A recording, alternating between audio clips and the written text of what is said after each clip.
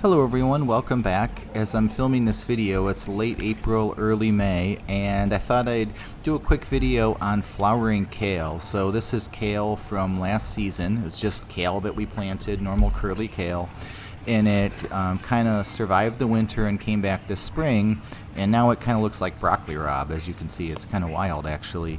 But one of the cool things about this is it's really sweet, very tender. It's like the best broccoli rabe you could ever ask for. Even these flowers that are yellow, you would think they'd be really bitter, but they're sweet. And so I was kind of pleasantly surprised with this. I was going to just tear it out when we're planting the garden, but it's a beautiful early spring vegetable, and we've used it a few times already, but we just cut it and use it as broccoli rabe.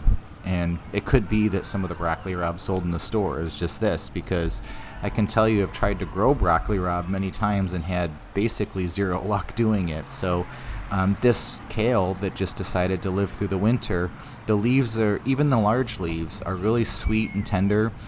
They haven't been exposed to the heat yet, I would assume, and since I've made this video, we found this out. Once you get to like June or so, though, this will start to get bitter, and then you just remove the plant and replant it or whatever. But yeah, if you have kale that overwinters, which it usually will, we're in zone 5, and so the kale stayed alive pretty much all winter, although it didn't really grow or anything until the spring, and then it just went wild again and started to flower like this.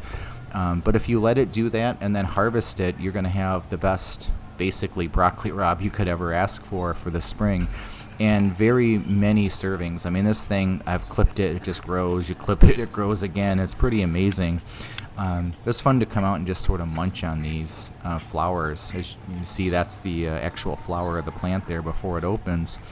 But even the stalks themselves, so you'd think the stalks would be woody, but toward the ground they might be, but these ones that are at the end with the flowers are pretty tender, especially once you saute them up or steam them or whatever you might want to do with broccoli rabe. Put it on a pizza, so many things that you can do with it. But even though it's kale, I just treat it like it's broccoli rabe.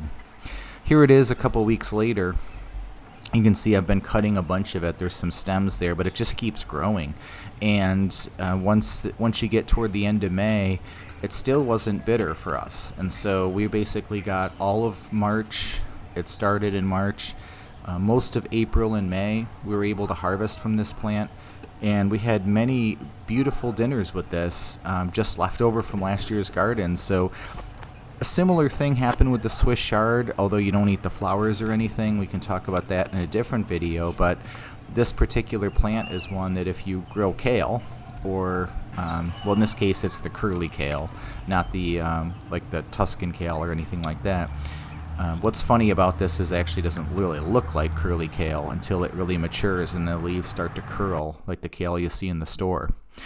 Here it is, all chopped and ready, or about to be chopped and ready to go. But as you can see, it's a beautiful bunch of essentially broccoli rabe for the dinner table.